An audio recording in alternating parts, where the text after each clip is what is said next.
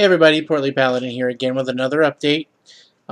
Just want to apologize for missing last week.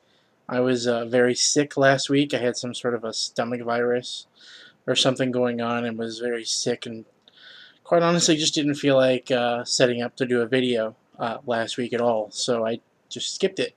And the week before that, if I remember correctly, I was actually late in posting my video. I actually recorded my video on time, but I didn't post it until over that weekend. I thought I had posted it, and then I went back to look and realized I hadn't, so I went ahead and posted it. So again, I apologize for that. But we are back here with another update, and just like the last couple updates, it's not really good news. Last week I did weigh myself actually, and I didn't have any change, didn't gain or didn't lose, neither way. So I think I had the same thing the week before, if I remember, no change. So that was okay. Now this week, it was a combination of being sick, being home, because I did call, I left work early one day and called in sick one day, because I wasn't feeling well at all. And so I was pretty much home for about 3 days, with just basically laying in bed sick. So I didn't really do much of anything. So when I weighed in this morning, I guess I wasn't really that surprised, but I was a little surprised, I guess, at how much. But I did gain a decent amount again. So now I've got myself up over 500, something I never thought I would ever do again. But there's a lot of factors involved in that. Like I said, I was home for a long time. I was very dehydrated. So as a result of that, I don't know if this is normal for most people, but when you're a bigger person like myself, when you get dehydrated, you actually retain a lot of water. So, I mean, there was even one day this week when I went to work and I could barely even close my hand into a fist because my hand was so swollen, because I was actually retaining so much water. I've kind of started flushing my system the best of my ability this week, and my hands are obviously much better now, not swollen at all. My legs are still quite swollen, as I had mentioned once before. When I can tell when they get a little bit swollen with water because they get a little shiny, and they've got that going on right now, for sure. Yeah, so it's not a good week, but I guess like I have reasons that I gained. Hey, I don't want to look at them as excuses, but I kind of feel like that's what they are. Uh, but they are what they are. Um, I do want to kind of touch back in on that whole sort of green burrito idea that I was talking about a couple of videos back. We've been doing that the whole time. We did stop the burrito portion and turn it more into a salad, just putting it all into like a container. Still having the rice and the vinaigrette and everything. We did that last week. Kind of got a little bit burnt out on the vinaigrette idea. So this week we actually did a more Tex-Mex sort of version. I cooked brown rice, and instead of just in chicken stock, I added a bunch of spices. I added some chili powder and garlic powder, onion powder, a whole bunch of different spices into the broth itself. Cooked the rice, put that into a container with some lettuce, topped that with chopped tomato, some actual fresh salsa from the grocery store, not the jarred stuff that's all full of sodium and chemicals and everything, but like that's like in a tub. It's usually in the refrigerated section. Just keep an eye on those. I don't understand why, but there are a lot of them. For some reason, they seem to be a lot in the deli section. That if you look at the label, there's a lot of them that contain a lot of sugar, or high fructose corn syrup, or other types of sugars. And I mean, it just makes it taste gross to me. I don't like the sugar in there at all. But if you go like toward the more of the Mexican section, at least around here in the Cincinnati area, like the sort of um, ethnic aisle, sometimes what they'll call it, they might have a little refrigerated area there. that has like tortillas and things, and they might have a fresh salsa. And those usually are the better kinds that don't have all the chemicals and they don't have all the sugar and everything in them. Those are really the best, and that's what we used. And then I made some black beans with some onions and garlic and some other spices, and kind of cooked those down with a little bit of chicken broth until they became sort of nice and cooked down and pretty delicious, honestly. Put those on top of there. My wife actually went without chicken in hers this week, which I was actually kind of surprised by and proud of her for. 'Cause we're usually not very much the vegetarian types, but she went right after it, and she's been fine, and she's really enjoyed it without the chicken. I did have chicken in mine. Um, I don't know, I just wanted it in mine. I didn't have to have it. I just felt like I wanted it. So I had chicken, and then we had the beans, and then we used a little bit of fat-free sour cream on top. And what I do is we keep them in like the sort of the plastic Gladware style Ziploc type containers. And when at lunchtime, when it's time for me to eat, I just take the whole thing, make sure it's well sealed, and I just shake it up real good, and it kind of combines all the ingredients pretty nicely, and then I just eat it like a salad. And that one's really good. I mean, the last one I was doing was pretty good. This one has been just amazing. And as I mentioned in previous videos, I can see myself doing these in different flavors, still keeping the same basic premise, but then adding new things to it. The idea I've got in my head right now, something that I might try, is something more Asian. Just take some regular old everyday spaghetti noodles, boil those, drain them, chill them off, spray them down with cold water, make sure they're nice and chilled down. Put a little bit of those in each container. Actually, I was thinking about tossing them in sort of a condiment sort of thing made out of a little bit of chicken broth, a little bit of sesame oil, a tiny bit of peanut butter for flavor, some soy sauce, and a few, like some ginger and things. Kind of cook that together just a tiny bit, and then sort of drizzle that all over the spaghetti and toss it together.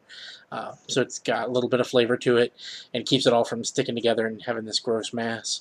Put a little bit of that in each container, then topping that with some more like Asian-y type vegetables, like maybe snow peas, sort of sliced up and cut down, carrots, things like that.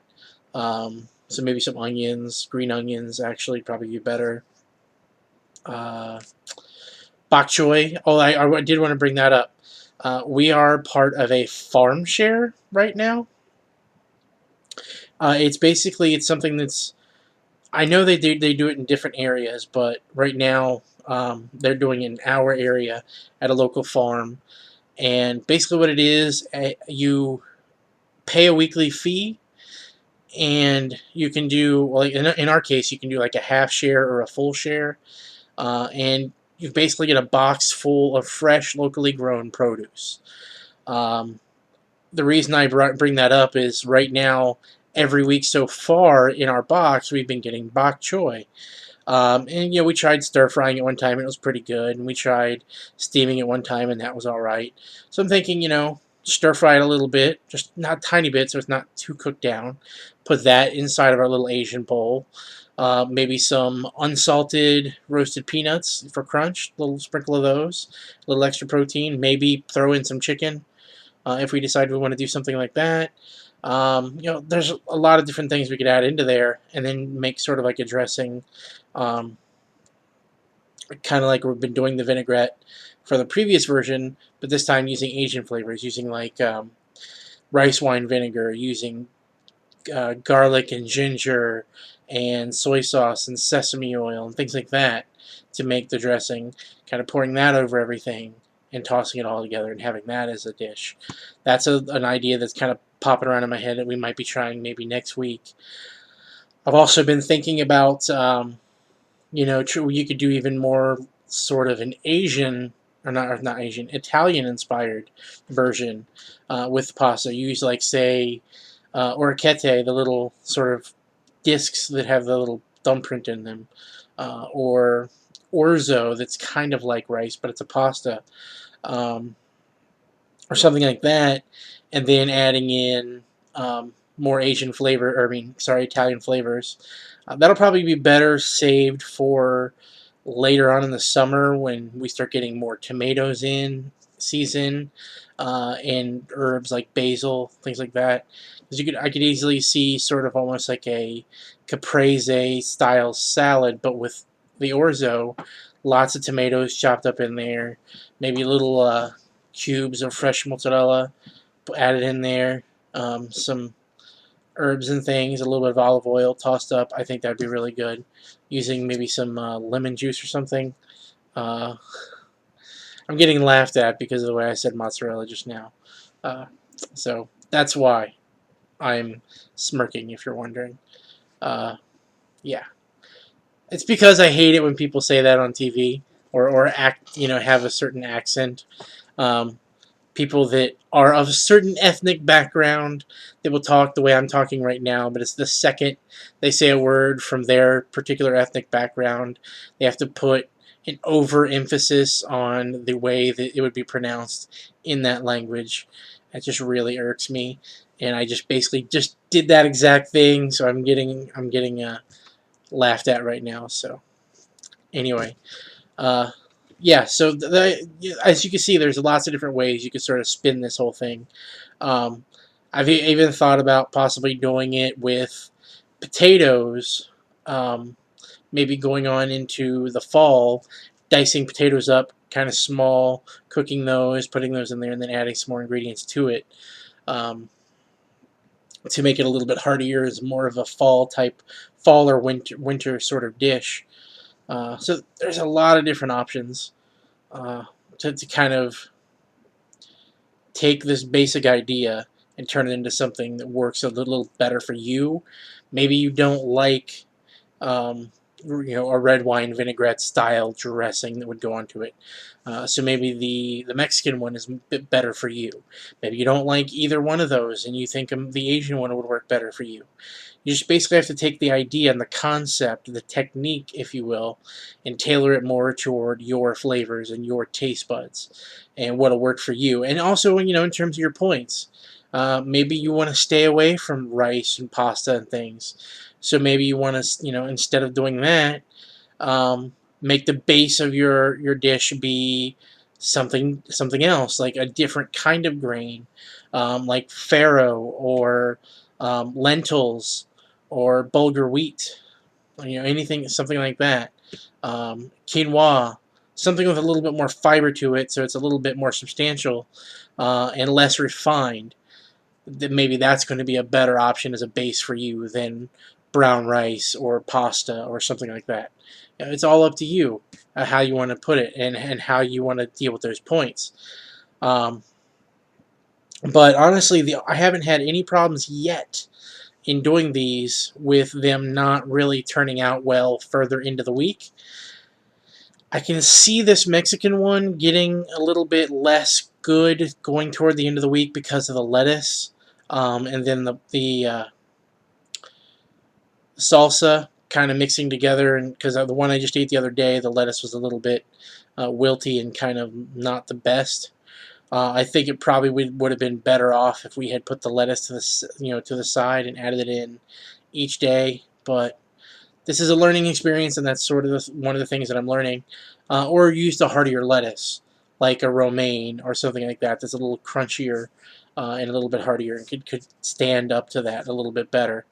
I could also see myself, especially in the Mexican version, reducing the amount of rice and increasing the amount of lettuce to make it more like a salad, but without the kind of salad dressing pitfalls that people are dealing with these days oftentimes. I think I've talked about that on here before. Some of the most unhealthy items on a menu in a restaurant are the salads, and that's because of the dressings and the things they put into those salads. You've got your candied nuts, you've got honey glazed this or fried that, crunchy things that they add to it are usually fried.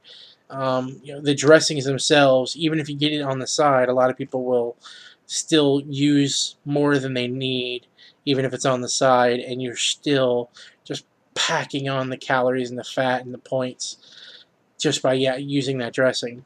Whereas if you're doing something kind of like this, you don't need as much of the dressing in the salad or the format or the technique, because you're adding flavor in other ways. When you're cooking the rice, you're putting flavor directly into the rice so that the rice tastes like something. It's not just like a bland base flavor that you have to then add tons and tons of oil-based dressing to make it taste like something. It's already tasting like something before it even gets added to your dish for other stuff to get put onto it. So I think that's probably the biggest thing I could say to take from this, is just making sure to add layers of flavor to everything that you make so that you're not tempted to grab a bottle of something to pour over top of what you're eating to give it some flavor. It should already have its own flavor. Make sure to season everything really well with salt and pepper and garlic powder, onion powder, paprika, cayenne pepper, whatever it is you like.